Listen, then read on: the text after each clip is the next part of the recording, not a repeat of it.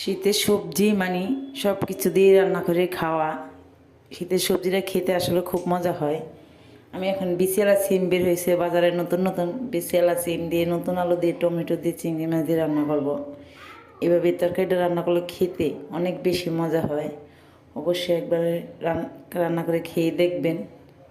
আর শীতের সবজি কোন জেলায় কেমন করে রান্না করেন অবশ্যই কমেন্টে জানাবেন। প্রথমে আমি একটু পেঁয়াজটা চুলে দিয়ে নিলাম, নরম করে পেঁয়াজটা ভেজে নিব। তারপর দিয়ে দিব চিংড়ি মাছটা। চিংড়ি মাছটা লাল লাল করে ভেজে নিব হালকা লবণ হলুদ দিয়ে। ভেজে চিংড়ি মাছটা আমি তুলে নিলাম। এখানে সামান্য পরিমাণ আদা রসুন বাটা দিলাম। আদা রসুনটা কষিয়ে দিয়ে দেবো একটু মরিচ গুঁড়ো, হাফ চা চামচেরও কম দিয়ে দেবো হলুদ গুঁড়ো, ধনিয়া গুঁড়ো, স্বাদ মতো লবণ দিয়ে মশলাটা ভালো করে কষিয়ে নিব। একদম মশলাটা কষিয়ে দিয়ে দেবো এখানে সিম আর নতুন আলুটা। সিম আলুটা ভালো করে কষিয়ে নিব। কষিয়ে এখন আমি দিয়ে দেবো এখানে গরম পানি। অবশ্যই গরম পানিটা ব্যবহার করবেন, নাহলে সিমের কালারটা নষ্ট হয়ে যায়।